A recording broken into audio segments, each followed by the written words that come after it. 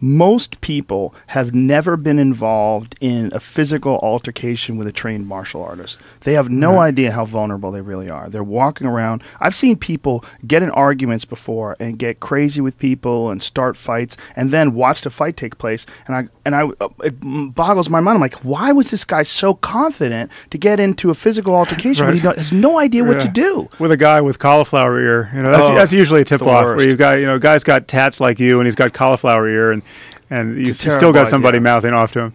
Well, it happens. It happens all the time. And I think some people think they're going to bluff their way out of it, or I think there's just so much ignorance and ego involved in the average person when it comes to physical altercations. I think it would do a lot of people good just to realize how vulnerable they are.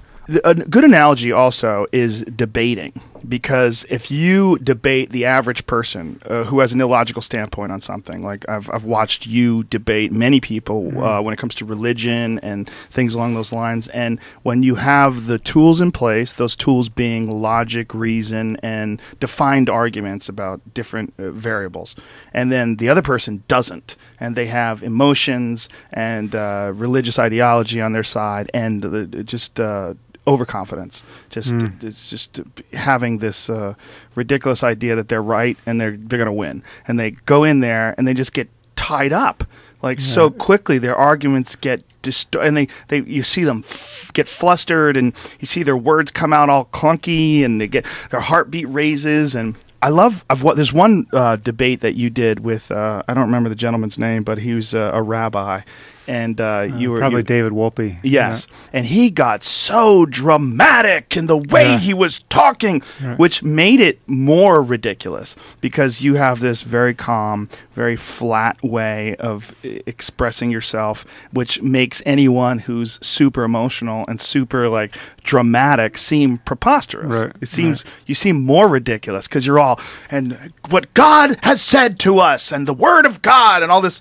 And then, you're like, well, that's not exactly the fact. The reality is this and this and that. And this is what we know about neuroscience. This we know about life. And this is just because of that doesn't mean this. And you see they're drowning.